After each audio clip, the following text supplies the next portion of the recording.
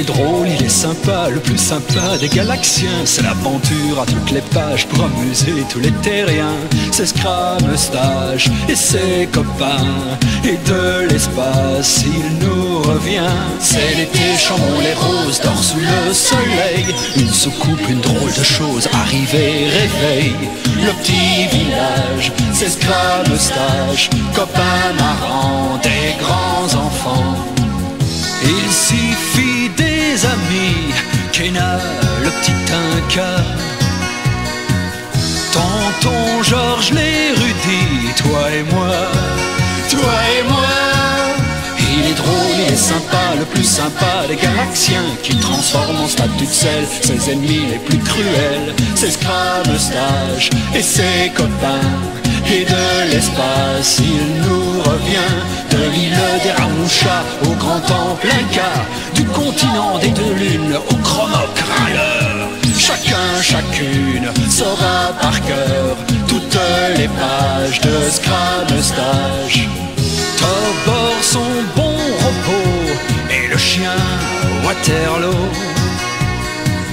nous ferons rire aux éclats, toi et moi, toi et moi.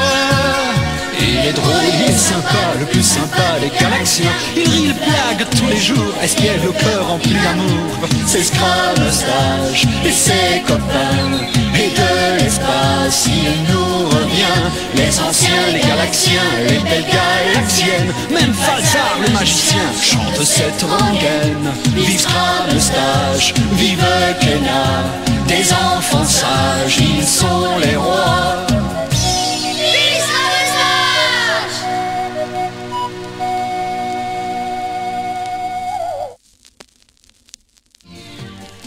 Bonjour, je m'appelle Kenna. Je suis un petit garçon comme beaucoup d'autres. Mais un événement formidable a transformé mon existence.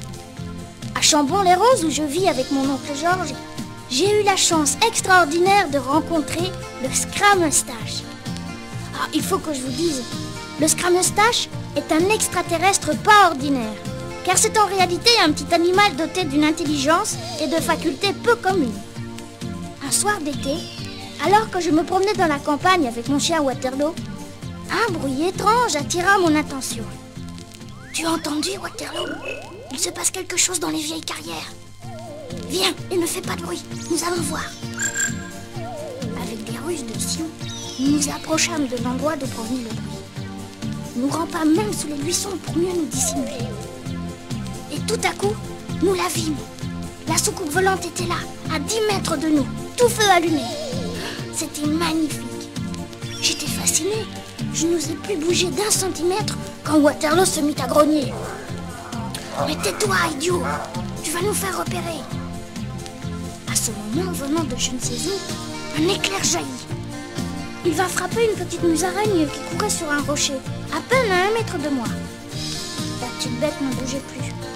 Elle était toute blanche, comme du sel. Je ne savais que faire. C'est alors que quelque chose bougea près de la soucoupe. Sortant du couvert, Waterloo se mit à aboyer. L'éclair jaillit une nouvelle fois. Blanc et raide comme la musaraigne, Waterloo ne bougeait plus.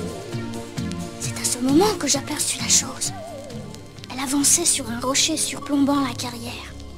Elle allait me voir, c'était sûr. La chose était métallique et se déplaçait sur 4 pattes. Elle avait un long cou se terminant par une sorte de lampe. C'est de là que venait le rayon. Que faire? J'étais là, immobile comme un lézard sur un mur. J'entendais mon cœur battre dans ma poitrine. Tout à coup, la chose regarda d'un autre côté. Sans hésiter, je bondis hors de ma cachette et m'enfuis à toutes jambes. Je n'avais pas fait 3 pas que la chose était à nouveau là, devant moi. L'éclair avait jailli une nouvelle fois. Incroyable!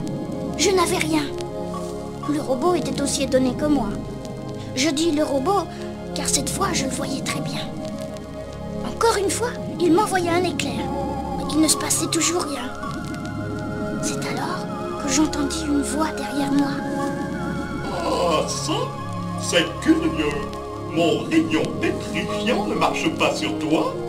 Comment t'appelles-tu? Kenna? Et toi, qui es-tu? Tu es un martien? Un martien? Oh, oh, oh. Mais non, pas du tout. Je suis le Scrameustache. Le Scrameustache était là, devant moi. Il avait l'air sympathique. Sa tête ressemblait un peu à celle d'un chat. Il portait une salopette bleue et était coiffé d'un casque rouge équipé lui aussi d'une lampe à rayons. J'ai appris plus tard que c'était là son système de défense et qu'il s'en servait pour changer en statut de sel les individus peu enclins à de bonnes intentions. Oh, ce n'est pas normal que tu échappes à mon rayon. Il faudra élucider ce mystère. Où habites-tu, Kenna? Là, un peu plus loin, une maison isolée. J'y vis avec mon oncle Georges. Mais que va devenir Waterloo?